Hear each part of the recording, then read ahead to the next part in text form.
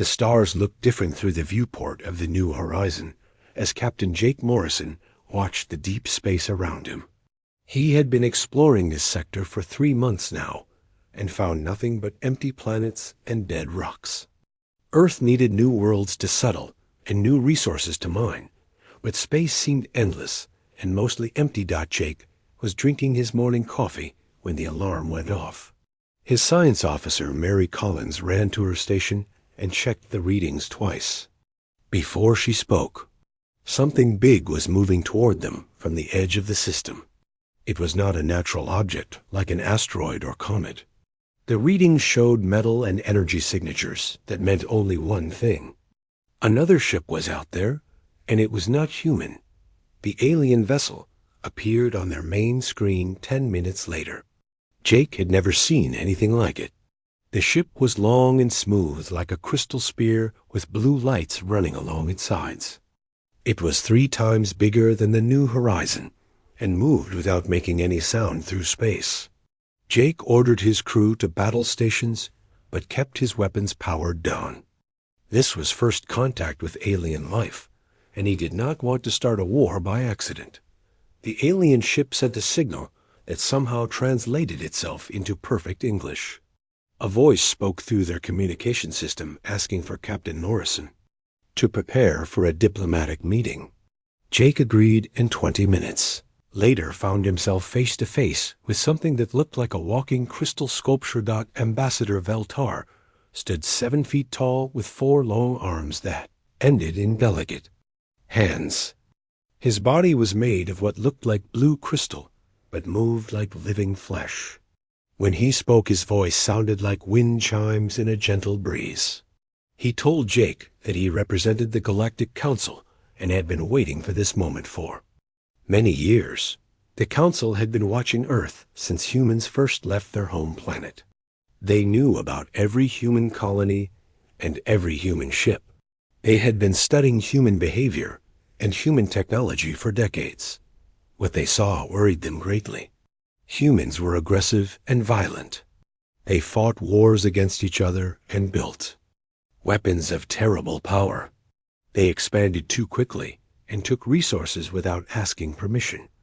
Veltar explained that the galaxy was ruled by 7 ancient species who had formed the Council millions of years ago. They maintained peace and order among thousands of worlds.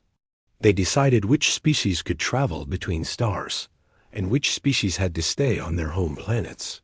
They controlled trade and technology and made sure no one species became too powerful or dangerous. Earth had crossed a line. Humans now had 12 colonies and were building more ships every year. Their technology was advancing too fast, and their military was growing too strong. The Council had decided that Earth was a threat to galactic peace and stability.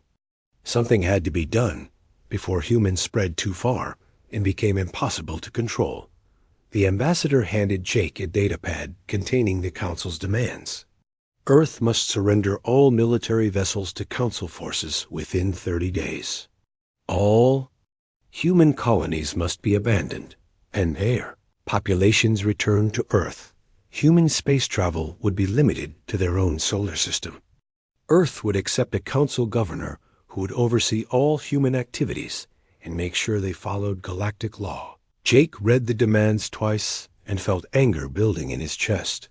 These aliens wanted to destroy everything humans had built and trap them on one planet like prisoners. He told Veltar that Earth would never accept these terms. Humans were free people who had the right to explore space and build new homes among the stars. Veltar seemed sad when he heard Jake's response. He explained that the Council did not want to hurt humans, but they would use force if necessary. The galaxy had seen species like humans before. Young races that grew too fast and became too aggressive always ended up destroying themselves or threatening others. The Council's job was to prevent that from happening. The meeting ended with Veltar returning to his ship. Jake immediately sent a message to Earth, reporting first contact and the Council's ultimatum. The response came back within hours. President Lisa Hamilton wanted to meet with her top advisors immediately. Jake was ordered to return to Earth as fast as possible. The journey home took 2 weeks, and Jake spent every day thinking about what he had seen.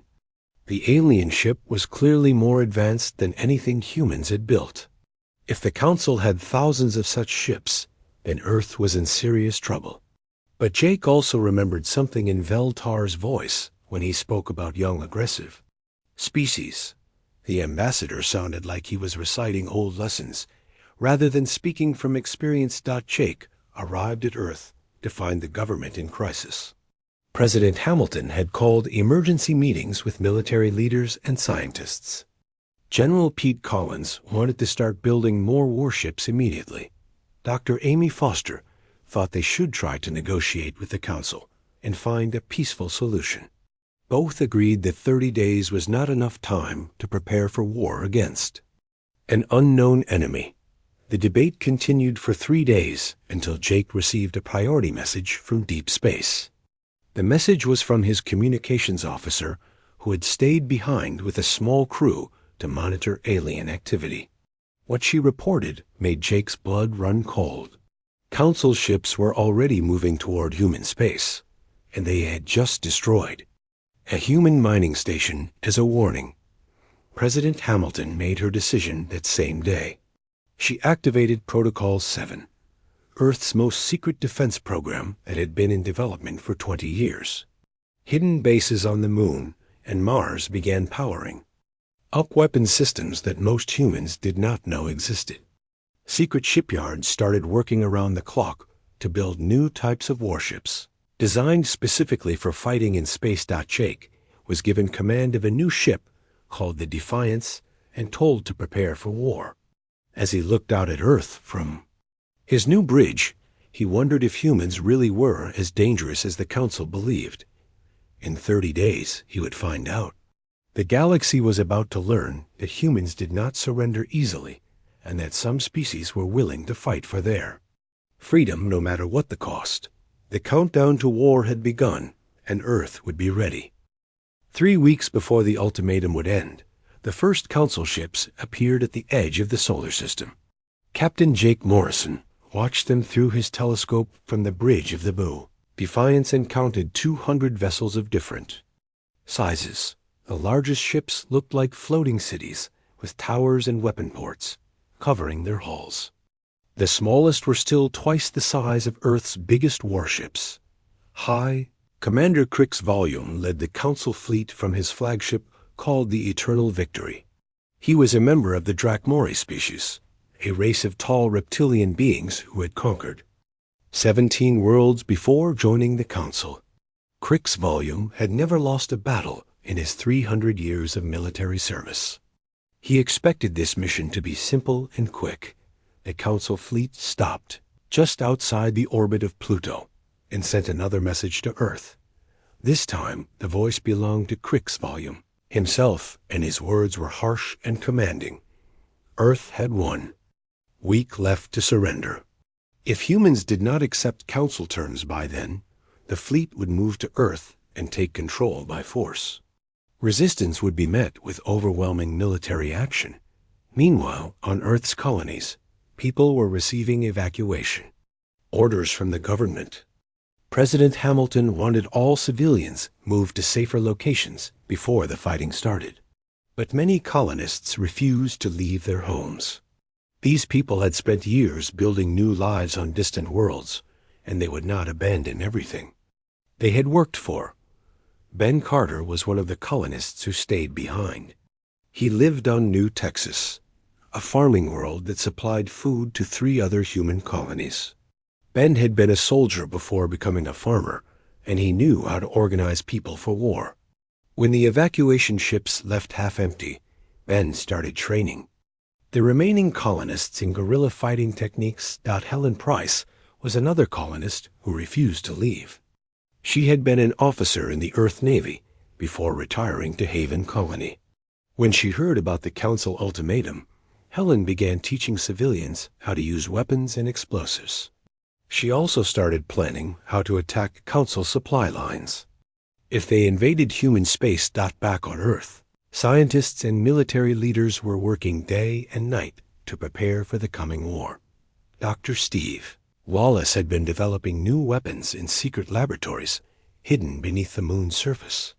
His quantum torpedo project had been theoretical until now, but the Council threat made it urgent, and real. Admiral Kate Young supervised the construction of warships in orbital shipyards that most humans had never heard of. These facilities had been built in complete secrecy over 20 years as part of Protocol 7. The new ships used advanced technology that Earth's enemies did not know existed.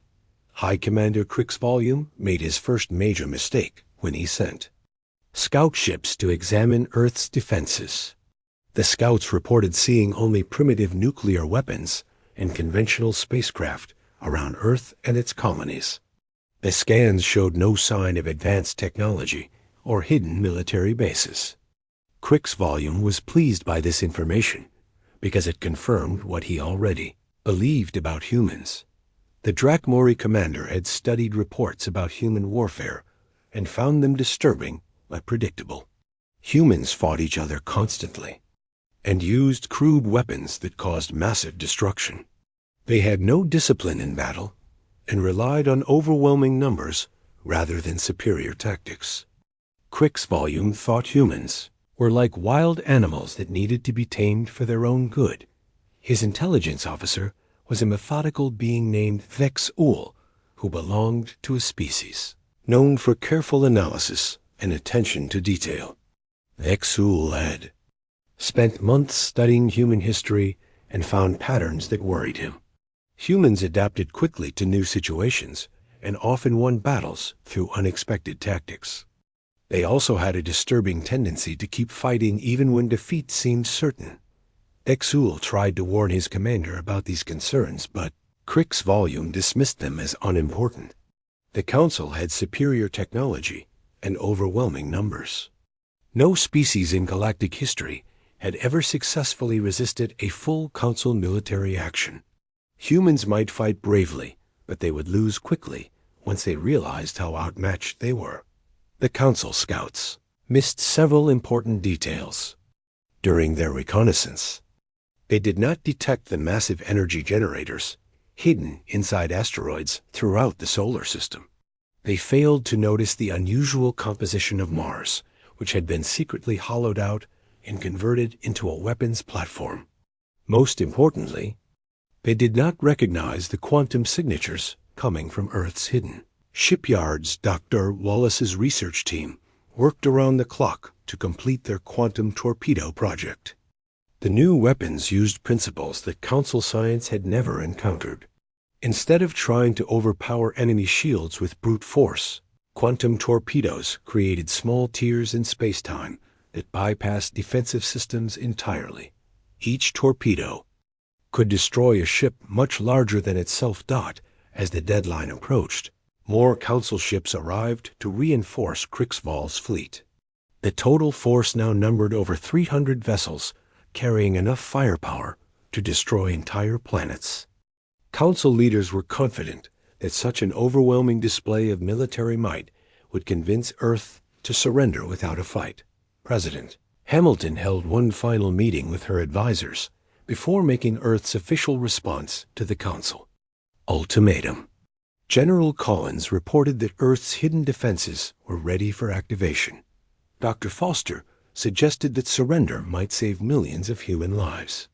Admiral Young assured the President that Earth's new warships were prepared for combat. The meeting lasted 6 hours and ended with President Hamilton making the most important decision in human history. Earth would not surrender to alien tyranny. Humans had spent centuries fighting for freedom and independence.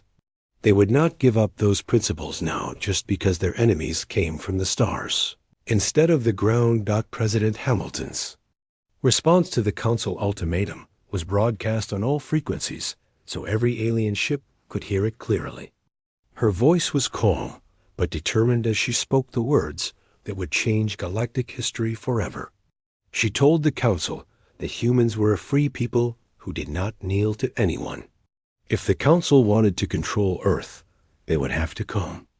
And take it by force. High Commander Crick's volume received the message with satisfaction rather than surprise. He had expected humans to choose violence over wisdom. Now he could demonstrate council power and end this rebellion quickly. He ordered his fleet to advance toward Earth and prepare for what he thought would be an easy victory. The war was about to begin, and the galaxy would soon learn what happened to species that defied the Council's will. The Council fleet moved toward Earth like a storm of metal and fire across the darkness of space. High Commander Crick's volume stood on his command bridge, watching the primitive human world grow larger on his screens. He expected to see human ships, fleeing in panic or surrendering without a fight. Instead, he saw something that made him pause with confusion. Earth looked ready for war. Defensive platforms surrounded the planet in perfect formations.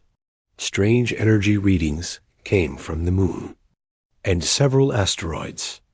Most surprising of all, Mars was glowing with power signatures that his sensors could not identify. Crick's volume had never seen a species prepare so thoroughly for battle in such a short time. Commander Roy Davis waited inside the command center buried deep within Mars.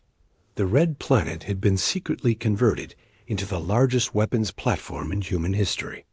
Massive particle beam arrays were hidden beneath the Martian surface, along with missile launchers and shield generators.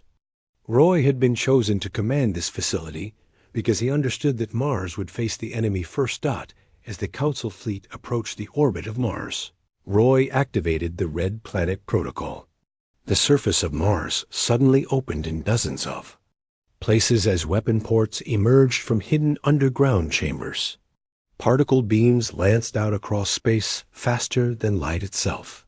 The first wave of Council ships had no time to raise their shields or change course before the beams cut through their hulls like knives through paper. Crick's volume watched in shock as 12 of his largest warships exploded in brilliant flashes of light. The weapons that destroyed them were more advanced than anything the Council had seen from a species this young. His tactical officer reported that the energy readings from Mars matched theoretical weapons that Council science said were impossible to build. Captain Linda Shaw launched from Earth's hidden lunar base in her Phoenix-class fighter along with 50 other pilots. The Phoenix fighters were smaller and faster than anything in the Council fleet. They used human engineering principles that emphasized speed and maneuverability over heavy armor and massive weapons. Linda had trained for this moment her entire career. The Phoenix squadron hit the Council fleet's right flank while the ships were still reeling from the Mars attack. Linda led her pilots through the enemy formation using tactics that the Council had never encountered before. Instead of flying in straight lines like Council pilots were taught, the human fighters weaved between asteroids and used debris clouds as cover. Dr. Wallace's quantum torpedoes proved even more devastating than anyone had hoped. The first torpedo, fired by Linda's squadron, created a small tear in space that bypassed the Council ship's shields completely. The explosion that followed destroyed a vessel 3 times larger than the fighter that launched the weapon. Within minutes, human fighters were swarming through the Council formation like angry wasps. High Commander Crick's volume tried to reorganize his fleet, but human tactics were unlike anything he had studied. Council military doctrine was based on formal battles between large ships arranged in predictable formations. Human pilots seemed to ignore all rules of proper warfare. They attacked from unexpected angles and retreated before the enemy could respond.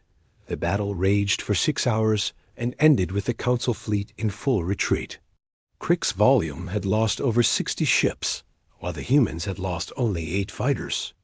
His remaining vessels limped back toward the edge of the solar system, while human forces pursued them and destroyed stragglers who could not keep up with the retreat.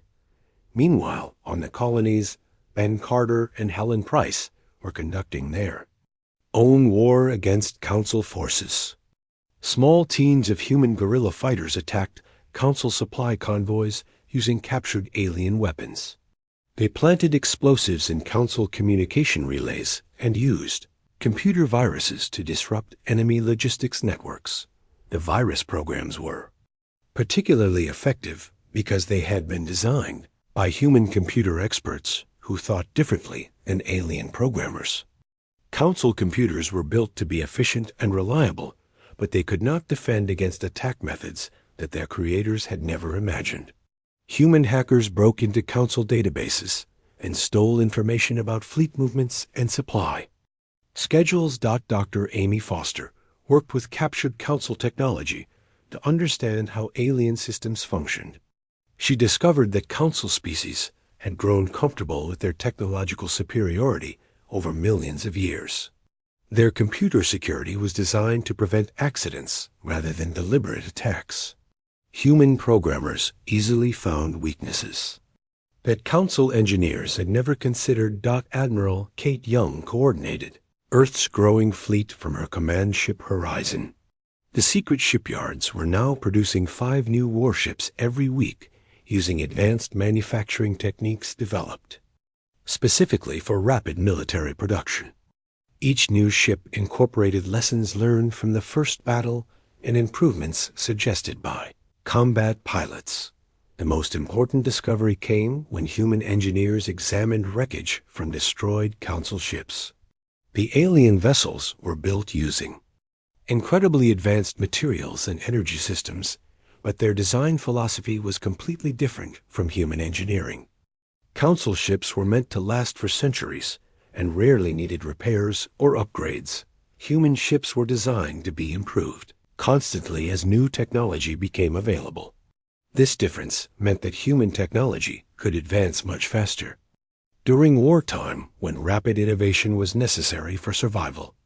Council technology was superior, but it could not adapt quickly enough to match human creativity. High Commander Crick's volume sent desperate messages to the Council, requesting immediate reinforcements. He explained that humans were not the primitive species the Council had expected. Their weapons were advanced enough to threaten Council ships, and their tactics were completely unpredictable. The war that was supposed to last days might continue for months or years. The Council's response was swift and harsh. Crick's volume was ordered to stop making excuses and complete his mission. Additional fleets would be sent to support him, but failure was not acceptable. The Council had never been successfully challenged by a young species, and they would not allow humans to be the first dot as news of the battle spread throughout the galaxy. Other species began to take notice. The Nexari trading Confederation sent secret messages to Earth, offering to provide intelligence about Council military movements. Several species that had been conquered by the Council centuries ago whispered among themselves about whether humans might actually win this impossible war. Captain Jake Morrison stood on the bridge of his new ship Defiance and watched Council vessels retreating toward deep space. The first battle was over, and Earth had won decisively. But Jake knew this was only the beginning. The Council would return with more ships and better preparation. The real war was just starting, and humanity would need every advantage they could find to survive what was coming next. 6 months after the first battle, the war had changed completely from what the Council had planned. What was supposed to be a quick punishment of a rebellious species had become the Council's worst nightmare. Earth's industrial capacity was now focused entirely on building warships and weapons. Admiral Kate Young's fleet had grown from 50 vessels to over 500 as hidden. Shipyards worked around the clock. Captain Rick Thompson commanded the stealth destroyer Silent Running as it moved through deep space hunting for Council supply. Convoys. The ship used experimental cloaking technology that made it nearly invisible to enemy sensors. Rick and his crew had destroyed 12 Council transport ships in the past month without being detected even once. The enemy was learning to fear shadows in space. Human strategy had evolved from defensive fighting to aggressive hunting. Earth's ships no longer waited for the Council to attack. Instead, they spread throughout the galaxy looking for isolated Council vessels, and undefended outposts. Every Council ship that traveled alone was at risk of sudden attack by human raiders, who appeared from nowhere and vanished just as quickly. The war's turning point came when Colonel Nancy Brooks led a commando raid on Kepler Station, the Council's primary military base in this sector of the galaxy.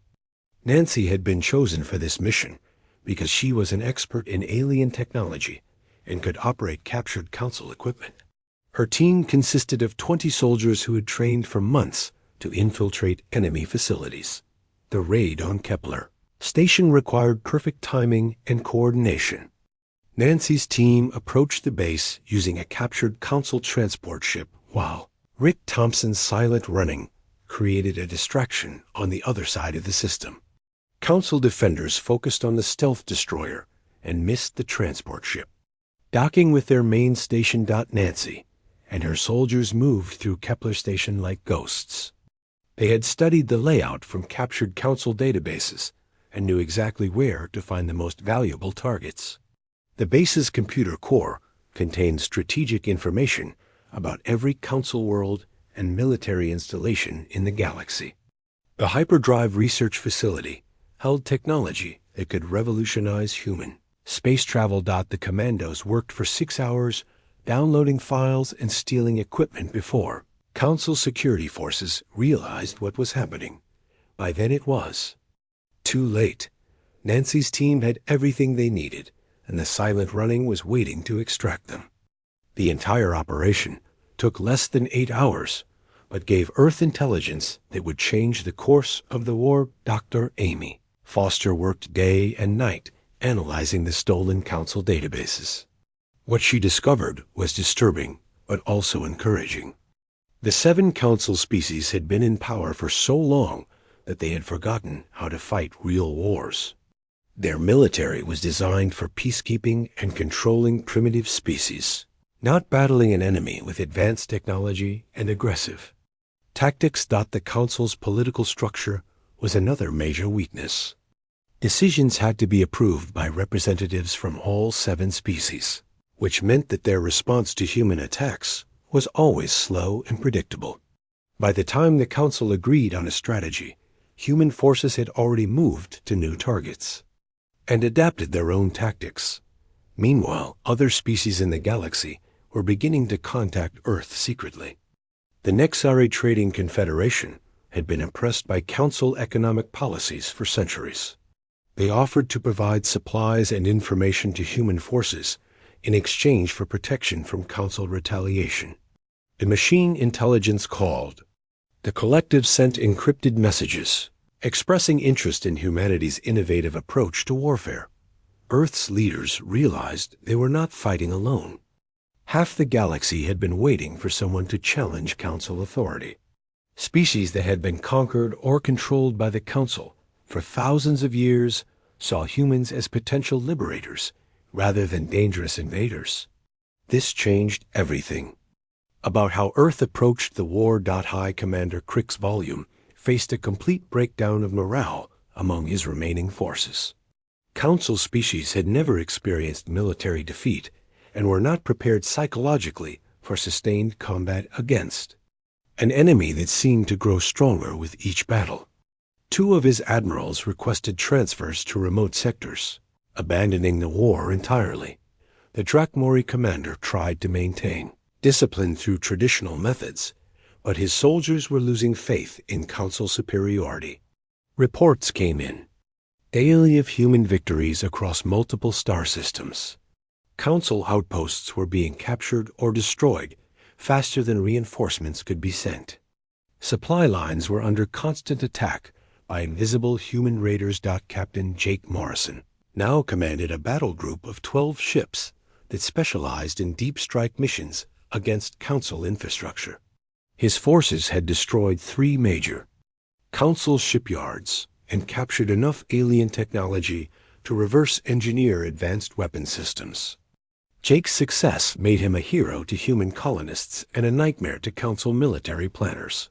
The most significant development came when Dr. Steve Wallace completed his analysis of captured Council hyperdrive technology. human scientists discovered that Council faster-than-light travel was actually inferior to theoretical designs that Earth's physicists had been working on for years. The aliens had better materials and manufacturing, but their scientific advancement had stagnated over millions of years. Admiral Young used this information to begin construction of a new class of human warship that could travel faster and farther than any Council vessel. The prototype ship called Rapid Strike could cross the galaxy in days rather than weeks. This gave human forces the ability to attack multiple targets simultaneously and retreat before Council reinforcements could arrive. Helen, Price, and Ben Carter had expanded their colonial resistance movement into a galaxy-wide network of human guerrilla fighters. They worked with sympathetic alien species to establish hidden bases throughout Council territory. These bases served as supply depots and communication relays for human raiding forces operating far from Earth. The psychological impact of constant human attacks was devastating to Council morale. Species that had ruled the galaxy for millions of years were now afraid to travel alone through their own territory. Council merchant ships required military escorts, and even then were not safe from human raiders who struck without warning and disappeared before help could arrive. President Hamilton received daily reports about human victories and Council retreats. The war that had started with an ultimatum demanding Earth's surrender had become a campaign of liberation for the entire galaxy. Humans were no longer fighting just for their own freedom, but for the freedom of every species oppressed by Council rule. The tide of war had turned completely, and the Council was learning the true cost of provoking a species that refused to surrender. 2 years after the Council's ultimatum, the galaxy had changed beyond recognition.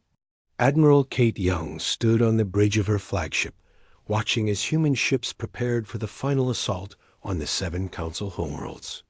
The human liberation fleet now included vessels from dozens of species that had joined Earth's cause. What had started as one world fighting for survival had become a galactic revolution. President Hamilton addressed the combined fleet from her command ship orbiting the Council capital world of Zenthara. Her message was broadcast across every inhabited system in the galaxy and translated into thousands of languages.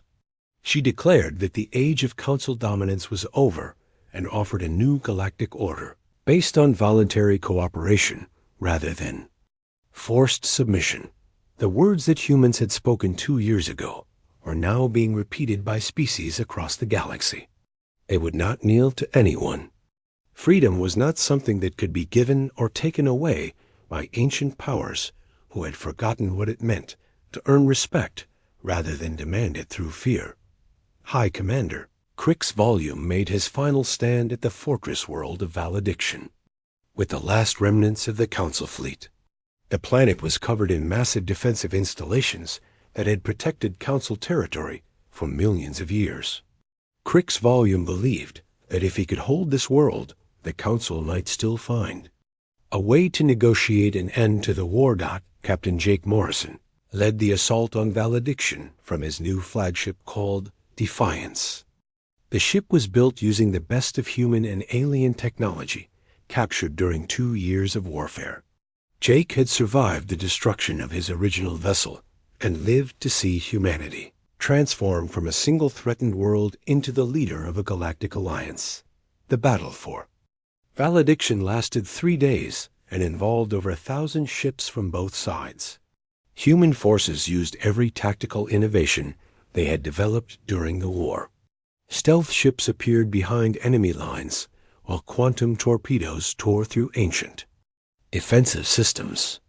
Council forces fought bravely, but they were outnumbered and outmaneuvered by enemies who had learned to think in ways the Council could not predict. On the second day of battle, something unprecedented happened in galactic history.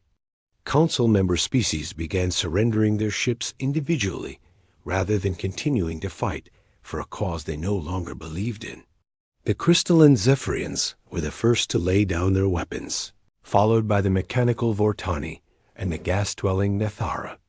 Crick's volume watched his alliance crumble around him as species that had been loyal to the Council for millennia chose to join the human coalition instead. Even members of his own Drakmori species began questioning whether the old ways of ruling through fear and intimidation were worth preserving. The galaxy had seen a better path forward and wanted to follow it. The final moment came when Ambassador Veltar, the same Zephyrian who had delivered the original ultimatum to Earth, contacted Jake Morrison directly.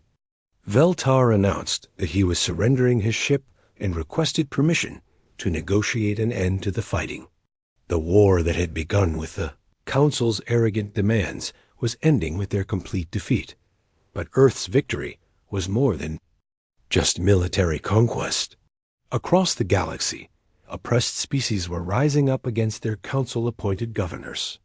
The Nexarai declared complete independence and established a free trade confederation that welcomed all peaceful species.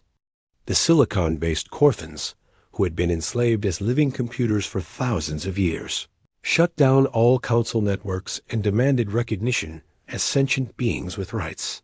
Even some Council member species experienced internal revolutions as their populations learned about concepts like democracy and individual freedom from human broadcasts. The rigid social structures that had maintained galactic stability for millions of years were collapsing as people discovered they had choices their ancestors never knew existed. Dr. Steve Wallace, now serving as Earth's Secretary of Advanced Sciences, oversaw the establishment of the Galactic Innovation Council. Unlike the old Council's restrictive policies that limited technological development, the new organization encouraged rapid advancement and free sharing of scientific knowledge among all species. Innovation and creativity were valued more than ancient tradition and established authority. The change was dramatic and immediate. Within months of the old Council's defeat, scientific advances that would have taken centuries under the old system were being shared freely among member species. Human ingenuity combined with alien knowledge and resources to push the boundaries of what was thought possible in fields ranging from medicine to interstellar travel. Captain Rick Thompson's stealth technology was adapted for peaceful exploration of dangerous regions beyond the galactic rim. Dr. Amy Foster's research into alien psychology helped establish communication protocols that allowed vastly different species to work together effectively. The weapons of war became tools of peace and discovery. 5 years after the signing of the Terran Accords, Ambassador Veltar served as Earth's liaison to the reformed galactic government. He often reflected on the irony that the Council's attempt to suppress humanity's dangerous independence had ultimately brought freedom to the entire galaxy. The very qualities that made humans seem threatening had made them natural leaders in creating a better civilization. The final scene of this galactic transformation could be seen in schools throughout human space, where children from dozens of species played and learned together. Above them, human and alien vessels worked side by side to explore the unknown regions beyond the galactic rim. The Council had tried to cage humanity on one world, but instead had inspired them to open the entire galaxy to new possibilities. President Hamilton, now in her second term as leader of the Galactic Democratic Alliance, often thought about the choice her predecessor had made 2 years earlier. Earth could have surrendered and accepted Council rule. Humans could have lived safely as subjects of an ancient empire. Instead, they had chosen to fight for principles that most of the galaxy had forgotten. The price the Council paid for provoking Earth was the end of their empire and the birth of a truly free galactic civilization. But the real victory was not the defeat of the old order. It was the creation of something better in its place. A galaxy where every species had the right to choose their own destiny and where cooperation was based on mutual respect rather than fear. The stars that had once been divided by the Council's rigid boundaries were now connected by bonds of friendship and shared purpose. Humanity had kept its promise to remain free and in doing so, had given that same freedom to everyone else in the galaxy.